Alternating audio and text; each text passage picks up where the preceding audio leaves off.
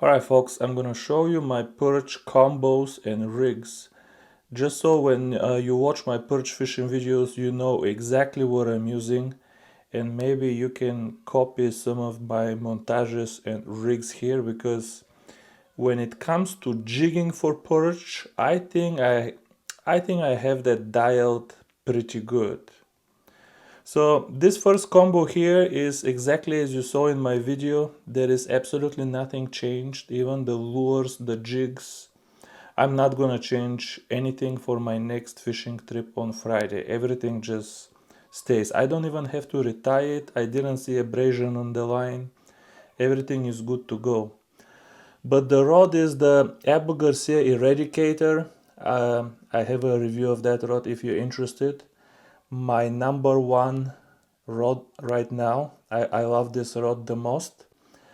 Yeah, just watch the review if you're interested. It matches absolutely perfectly with the new Vanfort. This is the new 2000 size. Just a perfect match for the rod. Review of that reel coming up soon. It has 2.5 pound Varivas mainline. I tie my rigs with, I'm not gonna tell what pound, but it's like 0.18 to 0.20 millimeter. It's not that hard. You do the conversion and see what you wanna use. But when you tie the rigs, you need to use thicker, stiffer line. The reason you need to tie your rigs with thicker and stiffer line, if it's stiffer, it doesn't have to be as thick, but it has to be stiff, is to avoid knots and tangles, okay? Trust me, if you go thinner than 0.18, even I have one 0.16, you start to get tangles, and tangles with thin line are always fatal. You cannot untangle them. If the line is thicker and you get kind of like a knot, you can kind of still untangle it. Plus 0.18 or 0.20, like the line I use here, if it's fluorocarbon, it's still invisible to fish. You can see, you cannot even see the main line here. There is a main line going from here to here. You cannot even see it because fluorocarbon is invisible. Look, I'm gonna go close. Guys. You still cannot see this line. Okay, I'm zoomed pretty good. You can see this piece here because this is double. Okay, this is the dropper loop.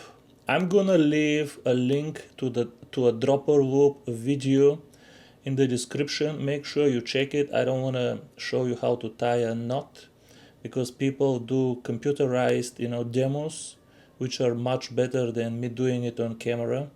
But you need to learn to tie the dropper loop to tie these rigs. Otherwise, I see people buying these, they call them crappy rigs with the metal wires here. This is just, I find metal wires just obnoxious. Okay, I see they still killing perch with them. If you buy them, don't worry, you're still gonna catch fish with them. This is just my personal, I can never put a metal wire in my rig. But if you use this dropper loop and a slightly thicker line like 0.18, 0.20 millimeters, the leader for the jig will separate from the main line on some angle, and it will separate just enough so they don't tangle. With 0.20 fluorocarbon, I never get tangles, just absolutely no issue. You don't have to go thicker than that. And again, I'm saying 0.20 because for some line manufacturers this is 4 pound line, for some it is 8 pound line. It really depends what you're buying. The other thing is, when you tie this dropper loop, the dropper loop goes up to here. This is the connection, and then I tie another piece with another loop, but at the end the line that goes to the jig is just single line. I don't want double line going all the way to the jig. because you can see, okay, fluorocarbon is invisible, but this part here where the line is double is very visible. So keep that in mind. People keep saying it doesn't matter, the fish don't care. No, you don't care. Not that the fish don't care. You're still gonna catch fish, but I promise you the fish see it and they eat it anyway, but you're better off with a single line going to your jig head. You're just gonna catch more fish. It's as simple as that. I don't have too much distance between my hooks. I like them to be closer together. That way they look like a school of minnow, or at least a couple of minnows just swimming together. I think it's beneficial if they are not too far apart. But when I put the jigs on these rigs, I always put a heavier jig on the bottom, always. This is 1.5 gram head and this is 0.9 gram head. And these are the micro worms that you saw in my last video. This just ensures that when I cast them and they sink, they always sink properly, and this one sinks first. One problem I have with this rod and this combo is I cannot go too heavy with this jig here, because 1.5 and 1 gram, that's 2.5 grams, and that's already too heavy for the tip of this rod. This rod is super ultralight. It has super thin tip. So when you try to jig 2.5 grams with this rod, the tip is flexing like this on every jig, and you're not playing the lures as lively as you want. So even with 2.5 grams, I'm already slightly overloading the tip. So unfortunately, I want to go heavier so it sinks faster, but I can't go any heavier again because the tip is overloaded and I can't play my rig properly. Let me show you my next rig. This is my next rig, again without any changes whatsoever from the first video that you saw. I'm not gonna change it. I checked the line. There is no abrasion. I don't know, this little perch, there is no abrasion over here. I'm not even gonna retie anything, but that's because I'm tying my rigs with 0.20 line, which is like an 8-pound line. And you can see how this line, there is main line here, is completely invisible. Only the double pieces are visible. The leader and the main line in the rig are exactly the same. The main line of the rig, I mean, the main line on the reel is 2.5 pound Varivas. I use this everywhere right now. It's just so good. But the rod and reel, this is the St. Croix Legend Elite Panfish rod. I have a review on this rod as well if you're interested. I love this rod as well, almost as much as the Eradicator, but it's an ultralight rod. It's not super ultralight.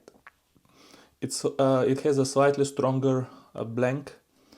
The reel here is the new Daiwa Luvias 2020, the 2000 size. The handle actually is from Daiwa Exceller 2500. So this is a much bigger arm here, much longer arm. I think it's 50 millimeters versus the 40 millimeter original handle. And the longer arm of the handle removes this resistance that I hate in the Daiwa Luvias. Maybe with this handle feels, I don't know, just as good as the Vanfort. I will talk about that in my review. Maybe even better, who knows, other than the drag. The drag just feels like a regular Legalis drag. But enough on that. The rig here is exactly the same. I'm using different kind of Chinese plastic. One of them is white color. On the first one you saw, on this one is pretty close to dark to black. It's very dark green. The only difference between the two rigs is on this jig head. I have actually two heads, 1.5 gram each, and these are tungsten heads. Okay, I just drilled another head and just slotted it and put it on the line. So this jig head here, this is basically an Aberdeen hook with two little tungsten, 1.5 gram tungsten beads. I'm gonna talk more about this kind of setup later, but here I can use like a 3 grams on the bottom just because the tip of this rod is stiffer. I mean, it's still very soft tip, but not as soft as the Eradicator. So I have 3 grams here, 1 gram here, 4 grams total, and I can still jig it pretty good. It's starting to overload with 4 grams. Well, it is overloading a little bit, but it's tolerable. But I need the extra weight because I don't have patience to wait for it to drop to the bottom. Okay, this is the alternative to the double jig rig. You saw me talking about using the Chinese rod at the end of the video because with the Chinese rod I could use the heaviest rig. This is AliExpress stuff, Royal Express, I forgot, it doesn't matter. It's stiffer yet than my Saint Croix rod, a little bit stiffer rod, but it's very light, only 5'6". It's alright rod actually. And this is Daiwa Theory 2000 with it. I really love this reel with all my heart. I never loved the new Luvius 2020 or the new Vanford 2020. I never, those reels that just never got my heart. I still love this reel and the Daiwa Presso the most. But you're gonna hear more about that in my upcoming Vanford video. But great combo, very well balanced, even though the rod is Chinese. It's a little bit dead blank. Not just sensitivity, but it just doesn't flex and doesn't react the same way. Um, but anyway, the difference in the rig is you use a drop shot rig, okay? So no longer the second jig is at the bottom of the rig. Now at the bottom of the rig, you just put a drop shot weight. And what I have here is two 1.5 gram tungsten weights. So 3 grams on the bottom without any jig head, without anything. And this here is a snap swivel, so if I want I can add another 1.5 gram here, or I can remove one of them. These are kind of daisy chained, so you can add or remove without tying knots. And what this allows you to do is it allows you to have very finesse jig heads on top.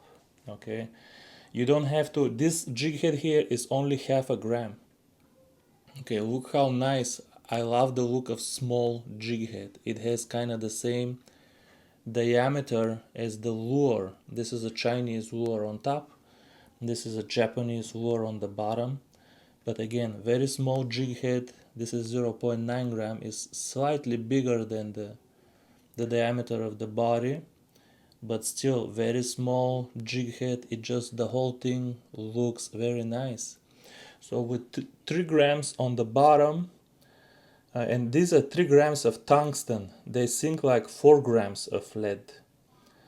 And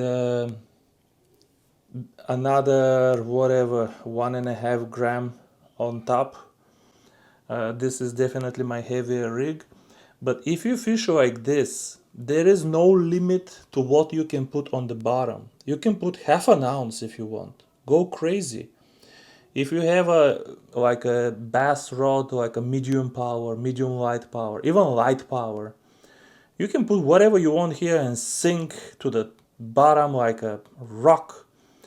I don't think you're gonna be able to jig very well with, I don't know, 0.5 ounce, but who needs to jig? If you just drop it in the school and you drag it around a little bit, you're gonna get them anyway. You don't need too much of jigging.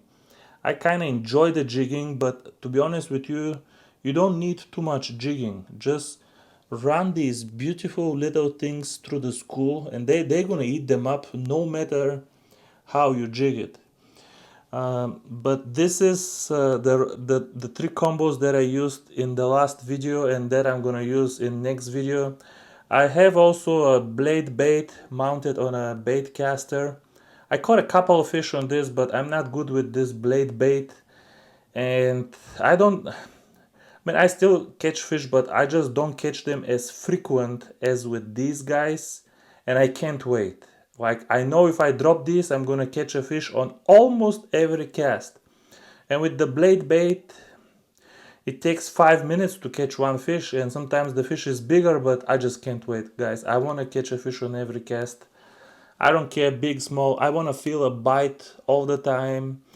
I want to feel a fish. I just can't wait for blade baits. And then I have another combo with bigger Berkeley worms. If I see trout or something, I have it ready so I can drop something bigger. But pretty much the perch I'm catching only with these three combos that I showed you in this video.